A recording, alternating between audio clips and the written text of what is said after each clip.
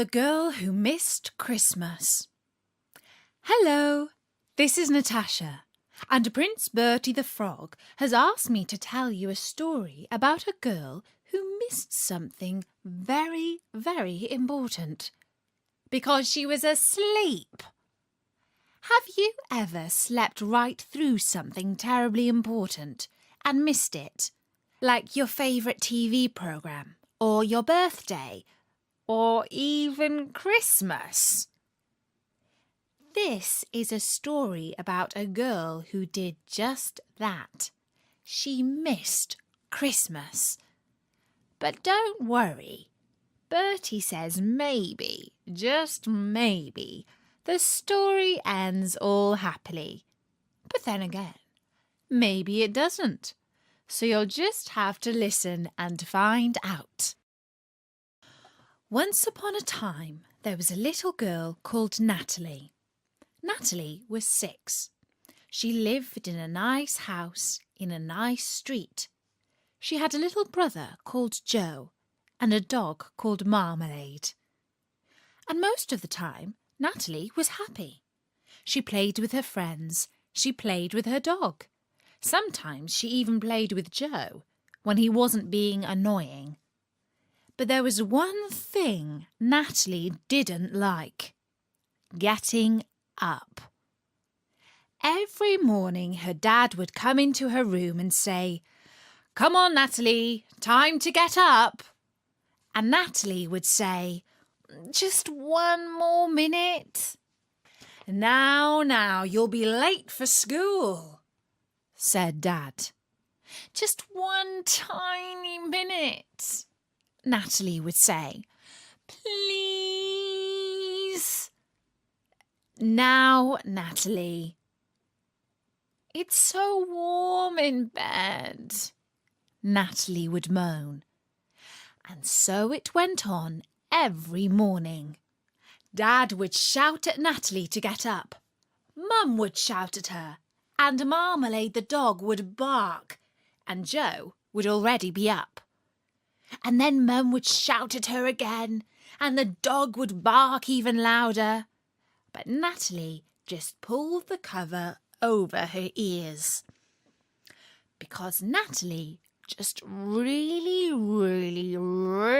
hated getting out of bed in the morning. "You know, Natalie, one day you're going to miss something really important because you stay in bed too long," said Dad. As it happened, something very important was about to happen. The nights were getting longer, and the leaves were falling from the trees. And soon Natalie was getting very excited because it was getting close to Christmas. And she had so many different things she had asked for. She wanted a new game for her Nintendo DS, and a doll that cried real tears, and a new DVD, and lots of other things. Of course, she had to rehearse for the school play, except she nearly missed it because she was sleeping in. And she had to go and see Santa in the grotto, but she nearly missed that as well because she didn't want to get out of bed. "I just don't know what to do about all this sleeping," said Mum. But Natalie didn't care. "If I want to stay in bed, why shouldn't I?" she decided to herself. So finally Christmas Eve arrived, and Natalie was so excited she found it really hard to get to sleep. She wanted to stay up and see if she could really see Santa. She tried ever so hard to stay awake as long as she could, but eventually she went off to sleep. And she slept, and slept, and slept. At one point, she heard Dad coming into the room to wake her, but she just rolled over, put the pillow over her head, and went back to sleep again. Finally, she decided she had been so long in bed that it was starting to get boring. She pulled away the pillow and looked towards the window. It was morning. "Wow, it's Christmas Day," said Natalie. "I'm so excited." She looked towards the end of her bed. But where's the stocking? She wondered. Where had Santa left all his toys? Natalie jumped out of bed and ran downstairs. She was quite out of breath, because she'd never jumped out of bed before. "Mum! Dad! It's Christmas!" she shouted. She glanced around the room. Joe was playing with a new toy car. Mum was folding away some used wrapping paper. Dad was reading a boring-looking book with no pictures. In fact, the sort of book Mum gave him every year. And Marmalade the dog was eating something that looked suspiciously like turkey leftovers. "Mum! Dad! It's Christmas!" shouted Natalie, even louder this time. There was silence. Everyone looked at her. Everyone, that is, except Marmalade, who was too busy eating turkey. "It's Christmas, isn't it?" said Natalie, more quietly now. "You mean it was Christmas?" said Dad. "You slept right through," said Mum. "We tried to wake you," said Dad. But, said Natalie. "I told you you'd miss something important one day." "It was really good," said Joe. "We had loads of food and loads of presents." "And I missed it," wailed Natalie, and she started to cry and cry and cry. "Sorry," said Dad. "It also means you didn't get any presents from Santa. But don't worry, there will be another Christmas next year." "It's not fair," wailed Natalie. "But I always told you you'd miss something important if you didn't get out of bed in time," said Dad. "Now help me clear away this wrapping paper." But Natalie just walked out of the house. She walked through the garden and across the park. When she got there, she cried and cried. She was so upset about missing Christmas. And she didn't know how she could wait for a whole year. Now it so happened that it was still very early in the morning, and the sun was only just coming up, so it was still quite dark. And at that very moment, Santa was just trudging his way across the sky in his sleigh on his way back to Lapland.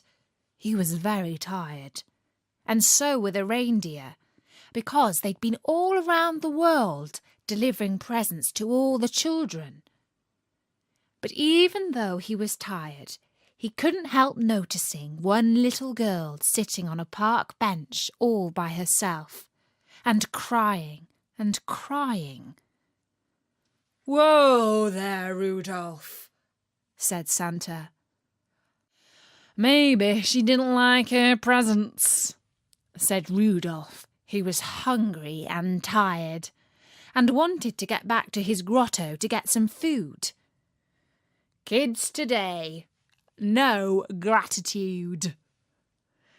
"We better see," said Santa, and so he pulled the sleigh down into the park. "What's the matter?" asked Santa. But Natalie was so upset.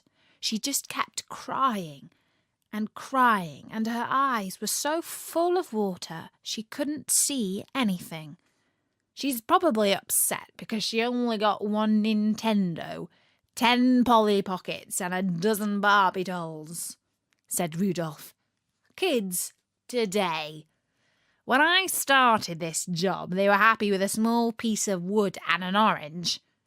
The stuff you have to carry around nowadays is hardly surprising my back hurts. Didn't you like your presents? Said Santa. Natalie rubbed her eyes and then looked up, and she gasped. Santa was sitting right next to her. Oh my gosh, she said. Is it you? Shush, said Santa. You see, I'm not really supposed to show myself to children.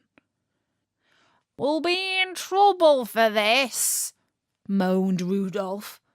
I told you we should have gone straight home. But Natalie gave Santa a hug.